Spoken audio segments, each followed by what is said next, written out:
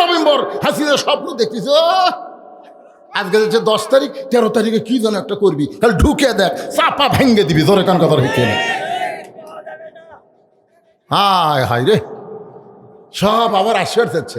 আবার এরকে 5ই আগস্টের কথা মনে নেই, আমার আশ্বাস দিচ্ছে না আমরা সবাই মিলেমিশে থাকবো, আমাদের মধ্যে কোনো ফেতনা চলবে না, জোরে কান কথা ঠিক কি না? শোনেন, ওয়াজ করতে করতে বয়স তো আর কম হয়নি, আপনাকে এলাকারই জমায় বয়স তো আমার আর কম হয়নি। ওয়াজ করতে করতে আমি দেখলাম বাংলাদেশে যত শ্রোতা আছে এই শ্রোতারা হলো 2 দল। এক দল শ্রোতার নাম হলো আলগা শ্রোতা। ধরেখন কি শ্রোতা? আলগা শ্রোতা কোনোদিন কোরআনের আকর্ষণে মাহফিল আসে না, এরা আসে বক্তার আকর্ষণে। বক্তা যদি ওয়াজ সাঁটাবার পারে তারপরে এরা ডাবে, আর যদি না সাঁটে তাহলে যায় আর কয় ওয়াজ সাঁটতেছে না। এরা হলো আলগা শ্রোতা। এরা এশার নামাজও পড়ে নাই, এরা ফজরের নামাজও পড়বে না, এরা খালি শোনার জন্য আসে, সাঁটলে শোনে না শুটলে নাই। এদেরকে বলা হয় আলগা শ্রোতা। ধরে কোন কি শ্রোতা? আলগা বোঝেন না, আলো হয়ে থাকে। আর একটা শ্রোতার নাম হলো ডাবা শ্রোতা। ডাবা, এরা বক্তার আকর্ষণে আসে না, এরা আসে আল্লাহর কোরআনের আকর্ষণে। এই কোরআন থেকে যতক্ষণ তাফসির হবে এরা পাগলের মতন বসে বসে শুনবে, জোরে কর কথা ঠিক কিনা? এরা এশার নামাজও পড়েছে, এরা ফজরের নামাজ আদায় করবে ইনশাআল্লাহ। এদেরকে বলা হয় ডাবা শ্রোতা। আপনারা কি আলগা না ডাবা? আরো জোরে জোরসে বলুন, কারা কারা আলগা শ্রোতা হাত তোলেন।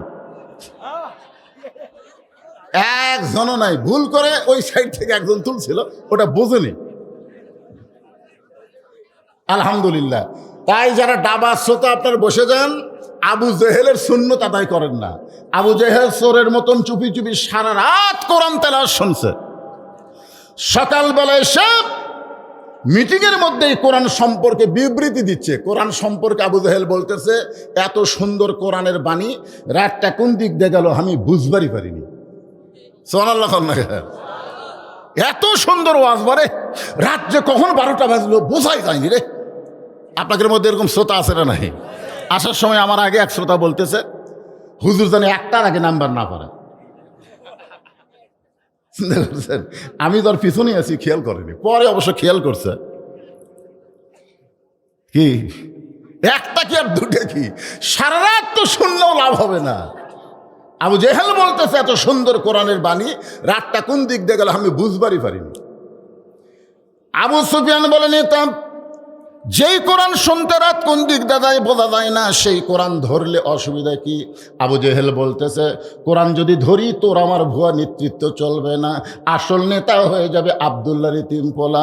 আজও বাংলাদেশে যারা আবু জেহেলের দল করে তারা কোরআন শরীফ শুনবে, কিন্তু বাস্তবে আল্লাহর কোরআন গ্রহণ করবে না।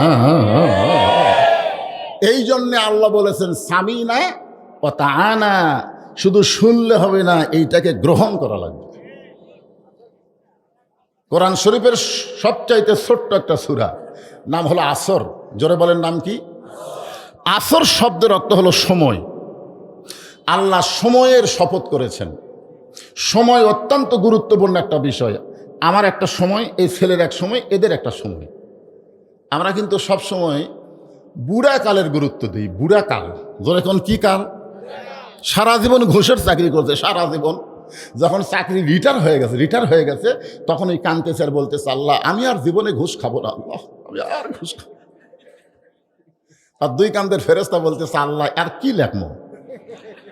নিজের সমানে কানতেছে আর বলতেছে ঘুষ খাবো না, আর লেখমো কি? যখন চাকরি আসছিল তখন এই কান্দেনি, যে চাকরি গেছে আর কান্দিছে। আপনারা বলেন তো ঘুষের চাকরি চলে গেলে ওই ঘুষ খাবার চালে আর পারবি? তাহলে ওই সময় কান্দার কারণ কি? যখন হলো চামড়া ঢিল, আল্লাহর সাথে দিল মিল, কারণ সময় নাই রে, আমার সময় নাই রে। সারা জীবন গাদ্দারি করেছে আর বুড়া বয়সে মসজিদে সিয়ারি লেগেছে। জোরে করে আসে না না? এরকম আসে না?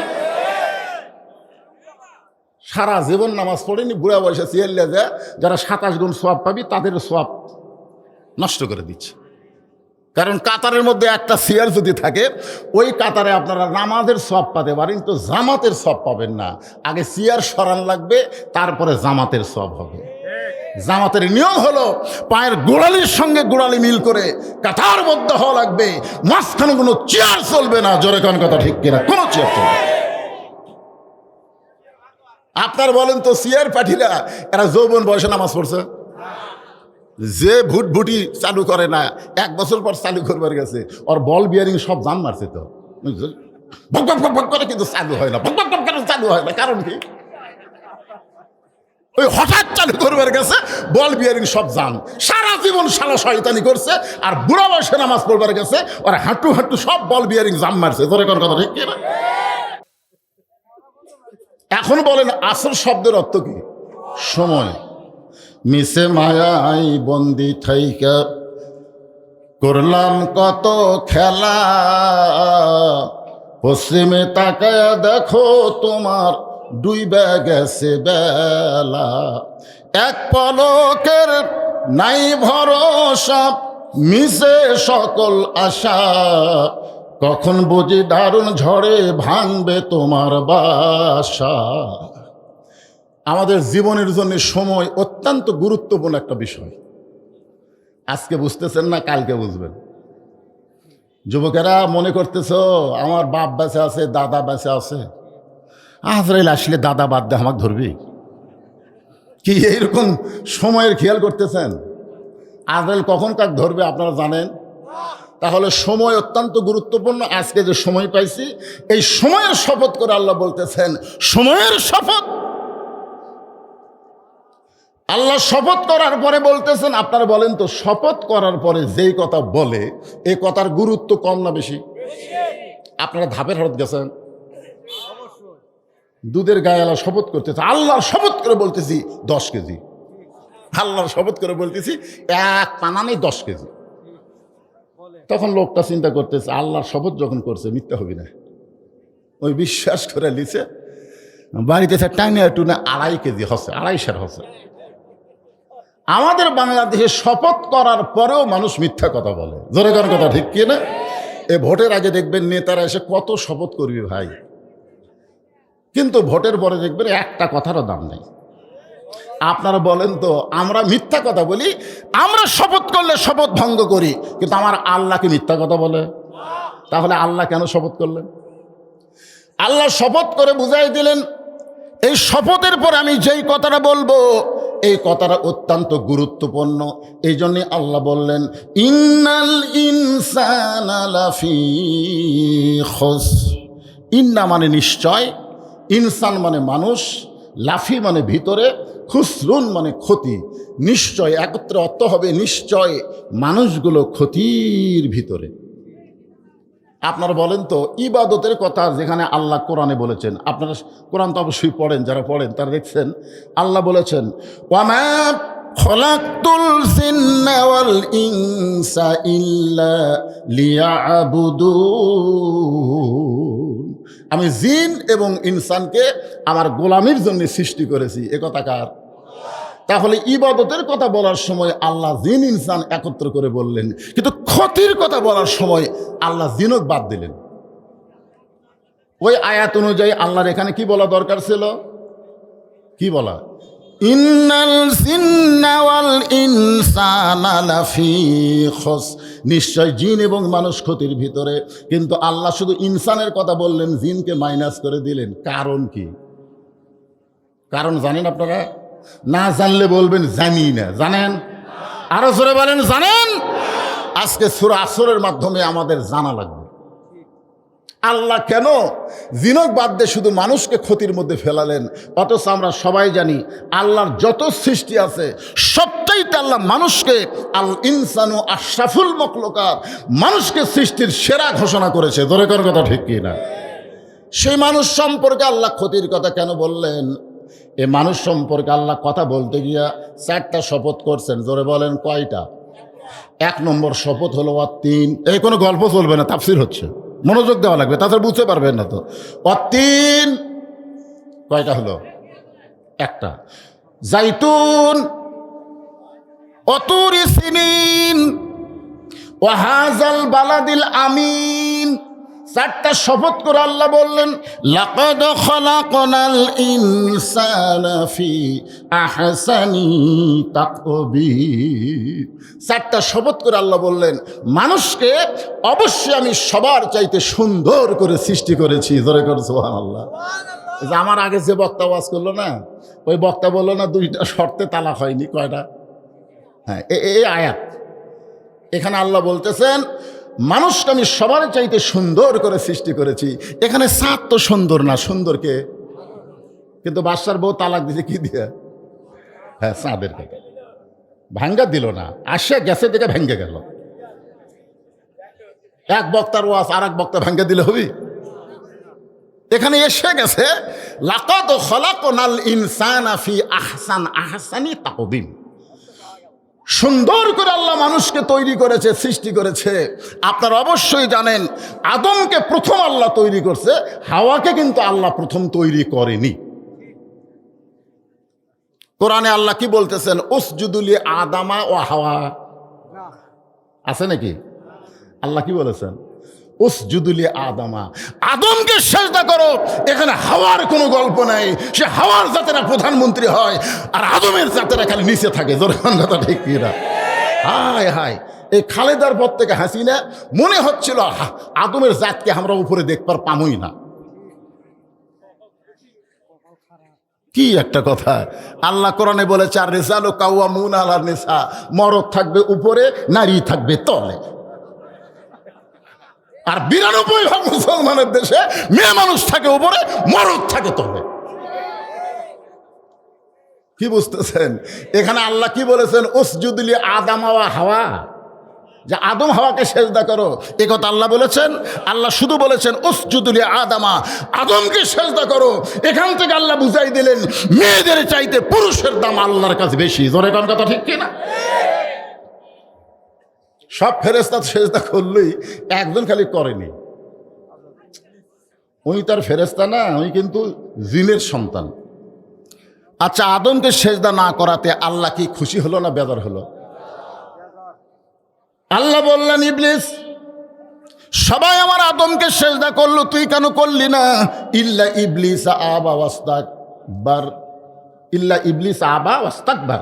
ইবলিস একটু অহংকার করছে। আপনারা বলেন তো, আদমকে সেজদা না করায় ইবলিস অহংকার করেছে, এতে আল্লাহ খুশি না বেজার? আল্লাহ বলেন বের হয়ে যাও, আমার হেদায়েতের মধ্যে, রহমতের মধ্যে তোর আর জায়গা হবে না, বের হয়ে যা। ইবলিস যাওয়ার সময় বলতেছে আল্লাহ আপনি যখন যাওয়ার বলছেন আমার থাকার কোনো সুযোগ নেই, কিন্তু আপনাকে একটা প্রশ্ন করব। আল্লাহ বলে কি প্রশ্ন করবি? ইবলিস বলতেছে আমার প্রশ্ন হলো আপনি বড় না আদম বড়? আপনারা বলেন তো এটা মানুষের প্রশ্ন না শয়তানের প্রশ্ন? ইবলিস বলতেছে আল্লাহ আমার একটা প্রশ্ন হলো আপনি বড় না আদম বড়? আল্লাহ বলে ইবলিস তোর কি মনে হয়? ইবলিস বলতেছে 6 লক্ষ বছর আপনাকে সেজদা করলাম আর আদমকে খালি একটা করিনি। একটা সেজদা না করার কারণে আপনার 6 লক্ষ বছরের সেজদার খবর কি? একটা করিনি বলে আপনি বাইর করে দিচ্ছেন, তাহলে 6 লক্ষ বছর আপনাকে সেজদা করলাম, এর খবর কি? আল্লাহ ডাকতে বলে ইবলিস আমি আদমকে এত ভালোবাসি, আমি নিজের চাইতেও অনেক বেশি। সুবহানাল্লাহ কন না কেন? আল্লাহ বলতেছে ইবলিস আমি আদমকে এত ভালোবাসি, আমার চাইতেও অনেক বেশি। একটা সেজদা দেওয়ার না দেওয়ার কারণে তোর 6 লক্ষ বছরের সেজদা আমি আল্লাহ বাতিল করেছি। এই কথার দ্বারা বোঝা গেল আদম জাতকে আল্লাহ সবচাইতে বেশি ভালোবাসে। জোরে করার কথা ঠিক কিনা? আর সেই আদমের সন্তানকে লক্ষ্য করে আল্লাহ বলতেছেন ইন্নাল ইনসানা লাফি খুসর, নিশ্চয় মানুষগুলো ক্ষতির ভিতরে। অবশ্যই এর মধ্যে কারণ আছে। জোরে কোন কথা ঠিক কিনা? কারণ আছে না নাই? আদর করে মানুষ আল্লাহ বানায়া কেমনি দিবেন ক্ষতির মধ্যে ফেলিয়া। এই কারণে আল্লাহ বললেন ইল্লাল্লাযীনা আমানু ওয়া আমিলুস সলিহাতি ওয়া তাওয়াসাউ বিল হাক্কি ওয়া তাওয়াসাউ বিস সবর। এখানে 4টা বিষয়। এই ছেলেবেলে তোমাকেও খেয়াল করে ওয়াজ করা হচ্ছে, বুড়া মানুষের ওয়াজ শোনার দরকার নেই। একটু মনোযোগ দাও, যারা মাগরিব এশার নামাজ পড়েনি তোমরা একটু মনোযোগ দাও, শোনো বাজান। লাফালাফি তো ভালোই করতেছে। বুড়া মানুষ মসজিদে আসুক এটার দরকার নাই, কারণ চাকরির বয়স কখন শেষ হয়ে যায়? কখন বয়স হলে যখন 60 বছর হয়ে গেছে, কি খবর তোমার, চোখের খবর কি? বলে কাছে দেখতে পাই না, দূরে দেখতে পাই। আচ্ছা তোমার হাতের খবর কি? কলম ধরলে থরথর করে কাঁপে। তোমার কানের খবর কি? জোরে গলে শুনবার পাই, আস্তে গলে পাই না। সরকার বলতেছে আজ থেকে আর চাকরি করা লাগবে না। তাহলে আমি খামো কি? আরে পাগলা, তুই এত বছর সরকারকে দিয়েছিস, সরকারের দায়িত্ব নেই, তোর না খাওয়ার চিন্তা করা লাগবে না, এখন আর চাকরি লাগবে না, বসা বসা বেতন খা, বসা বসা বেতন খা। সরকার যদি দিবার পরে যারা যৌবন থেকে বৃদ্ধ পর্যন্ত ইবাদত করেছে, শেষ বয়সে যদি করবার নাও পারে, আল্লাহ তাআলা পেনশনের সওয়াব দিয়ে দিবে। ধরে কোন কথা ঠিক কিনা? হ্যাঁ, কিন্তু যারা সরকারি বয়সে চাকরিতে যায়নি, এর কি খবর কি? তাহলে নামাজের একটা সরকারি বয়স হলো 7 বছর থেকে নামাজের তালিম দাও, 10 বছর থেকে জোর করে তাকে নামাজ ধরাও। প্রত্যেকটা মুমিন মুসলমানের 10 বছর হলো নামাজের সরকারি বয়স। জোরে কোনো কথা ঠিক কি না? তাই তোমাদের জন্য একটু সাইজ মতো আওয়াজ হবে, আর হবে আমার মা বোনদের। যদি আমার শ্বশুর এলাকা, তাই বলে শাশুড়ি আমি ছাড়বার পারবো না।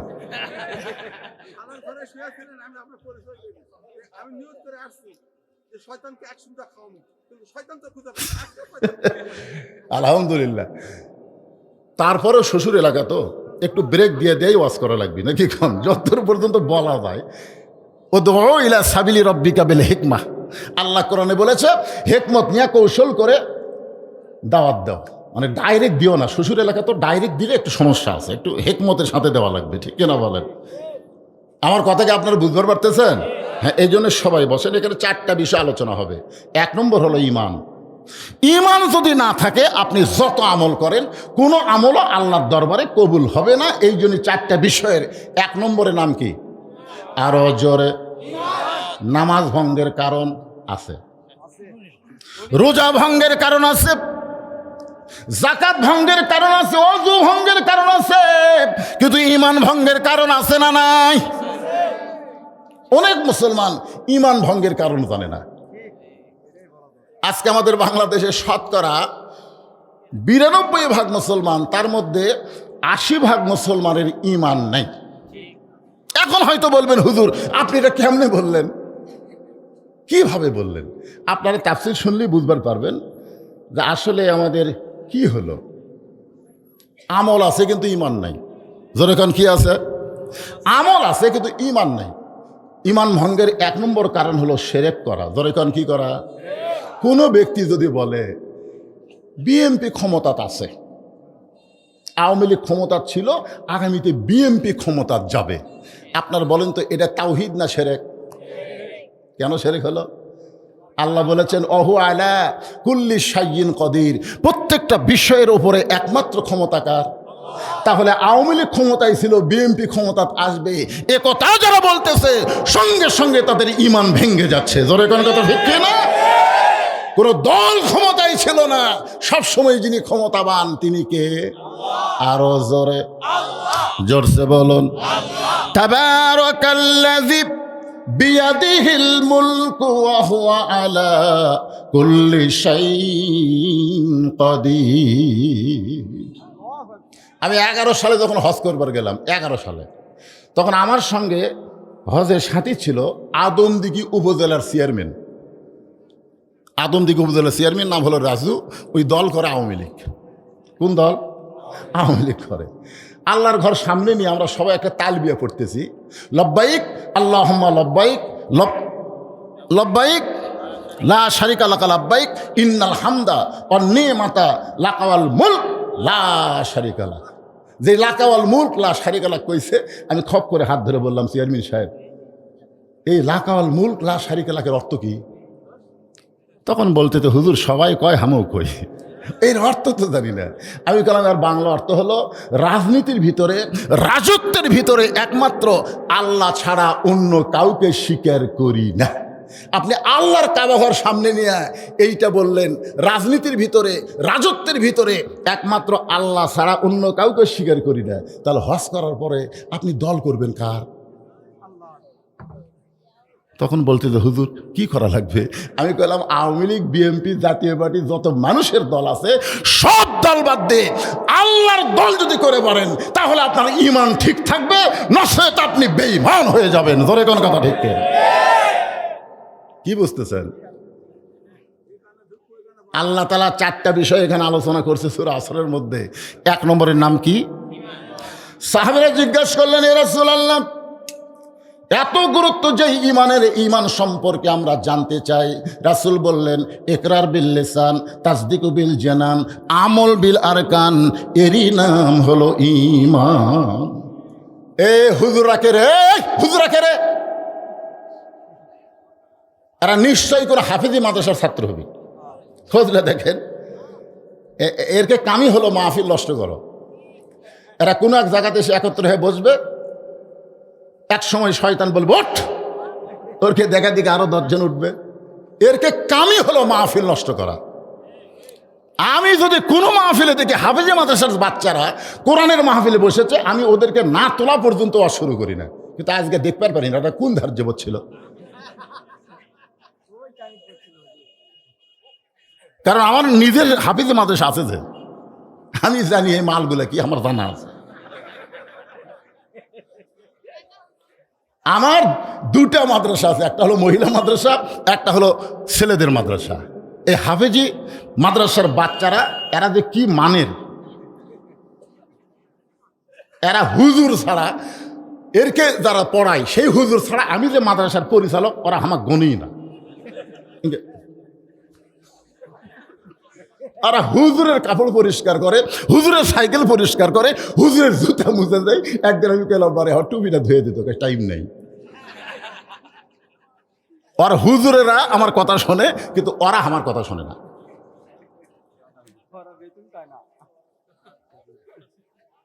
আর দেখেন তো হাফেজ মাদ্রাসার বাচ্চারা কোনো জায়গাতে আছে? এই 4টা বিষয় আজকে কোরআন থেকে খোলা খুলি আমাদের শোনা লাগবে। জোরে কোন কথা ঠিক কি না? এখন আর সেই দিন নাই, এখন আর আগের দিন নাই। আগের দিন বাঘে খাচ্ছে। এই শিবগঞ্জের মধ্যে আমার ওয়াজ বন্ধ করে দিয়েছিল। জোরে কোন কথা ঠিক কি না? এখন আর সেই দিন আছে?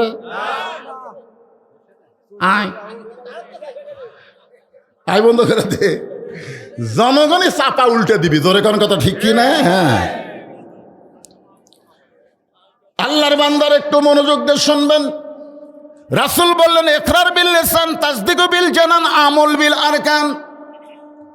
জবানে বলতে হবে লা ইলাহা ইল্লাল্লাহ, শুধু জবানে বললে হবে না।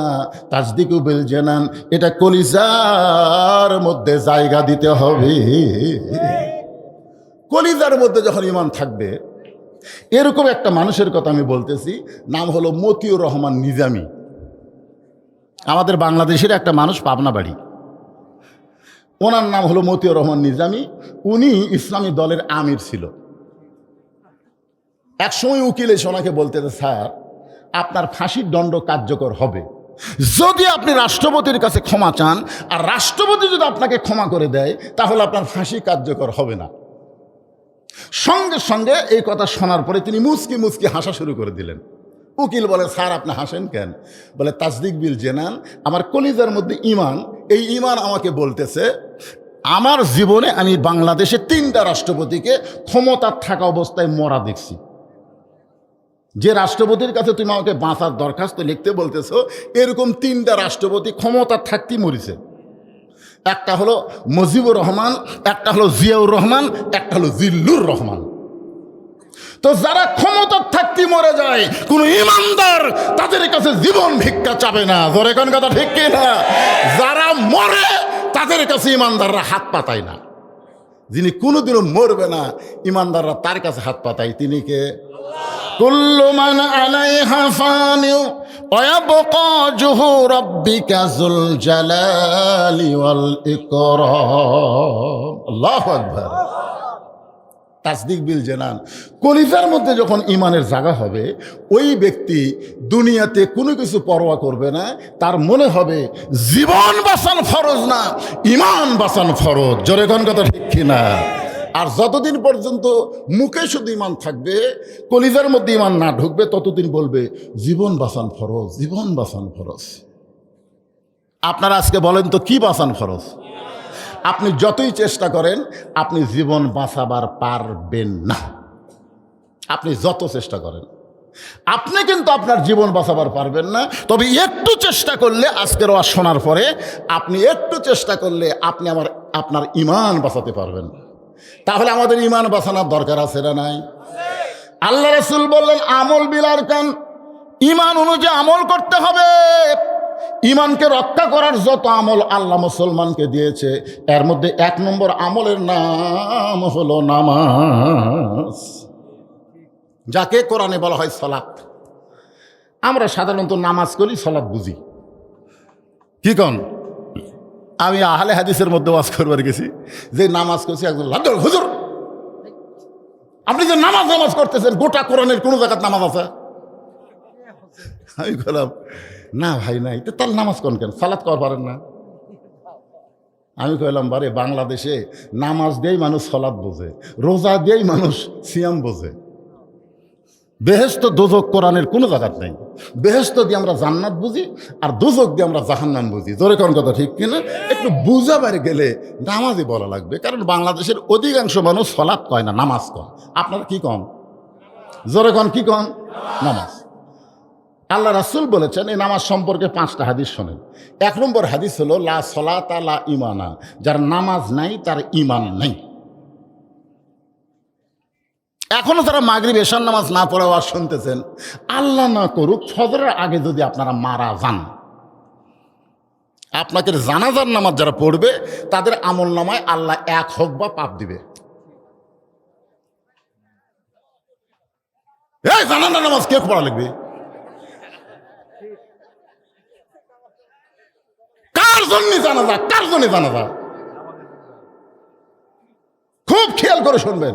ইমাম মালিককে প্রশ্ন করা হলো, হুজুর যে লোকটা ইচ্ছাকৃতভাবে আল্লাহর নামাজ বাদ দিয়ে বেনামাজি হয়ে দুনিয়া থেকে চলে গেল, তার জন্য আমরা কি করব?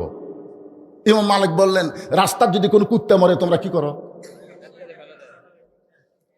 তো বলতেছে রাস্তার কুত্তা বলে একসময় কুত্তা পচে দুর্গন্ধ হবে, এই জন্য মানুষ চলাচলের কষ্ট হবে, এই কারণে কুত্তাকে টাইনা নিয়ে যে আমরা পুঁতে থুই। ইমাম মালিক বললেন, কুত্তাকে গোসল করে দাও? কয় না।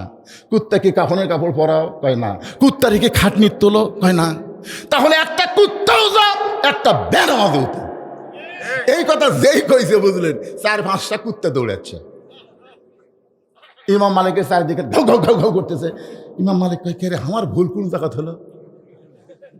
এমন সময় আল্লাহর কোরআন বললেন, সুম্মা রাদাদনাহু আসফালা সাফিলিন। ইমাম মালিক, বেনামাজি বান্দা যারা কুত্তার চাইতো খারাপ, তারা কুকুরের সঙ্গে তাদের তুলনা করা যাবে না, এরা কুকুরের চাইতো খারাপ।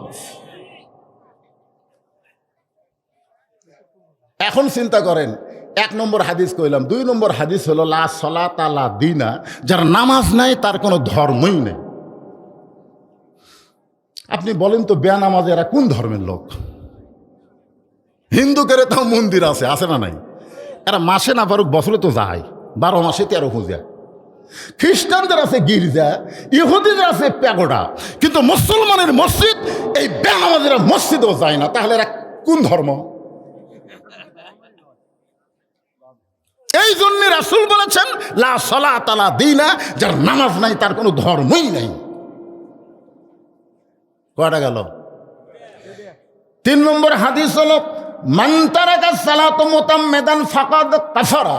ইচ্ছা করে যারা 1 ওয়াক্ত নামাজ বাদ দিল, তারা আল্লাহর সঙ্গে কুফরি করলো। 4 নম্বর হাদিস হলো বাইনাল আবদি ওয়াল কুফরি তরকুস সালাত। বান্দা কাফেরের মধ্যে পৃথক করার জিনিসটারই নাম হলো নামাজ। সুবহানাল্লাহ। এখন বলেন তো, সূরা আসরের 2 নম্বর বিষয় কি? ও আমিলুস সলিহা, নেক আমল করা। আর নেক আমলের 1 নম্বর ইবাদতের নাম কি? সবাই বলেন না কে ভাই? নামাজ না পড়লেও এই সহি কথাটা কোরআন শরীফে আল্লাহ নামাজের কথা কতবার কইছে, হুঁশ করছেন আপনি? আমার একই ওয়াজ খালি 2 জায়গাত করলি কয়, হুজুর কি কয় রে, এ ওয়াজ ওখানে করলো, এ ওয়াজ আবার এটি করলো, একই ওয়াজ। আর আল্লাহ যে একই নামাজের কথা 82 বার করলো, আপনারা কি করবেন? আল্লাহ এত নামাজের কথা কনকা,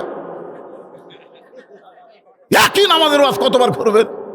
কি তাই মনে করতেছেন? আহা, বুঝতে হবে ভাইজান, ইমানকে রক্ষা করবার গেলে 1 নম্বর নেক আমল হলো নামাজ। পুরুষের জন্য 1 নম্বর নেক আমল হলো নামাজ, আর নারীদের জন্য 1 নম্বর নেক আমল নামাজ না, 1 নম্বর নেক আমলের নাম হলো পর্দা।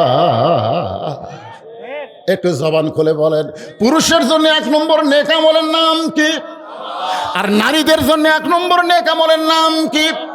আমার মা বোনদের জন্য বলবো, মা, পর্দা যদি না থাকে আপনি যতই নেক আমল করেন একটা আমলও আল্লাহর দরবারে কবুল হবে না। প্রত্যেকটা আমল যদি আল্লাহকে কবুল করাতে চান 1 নম্বর আমলের নাম হলো পর্দা। এখন হয়তো অনেকে ছেলে পেলে বলতে, হুজুর আমরা না হয় 5 ওয়াক্ত পড়ি না, আমরা কি জুম্মা পড়ি না?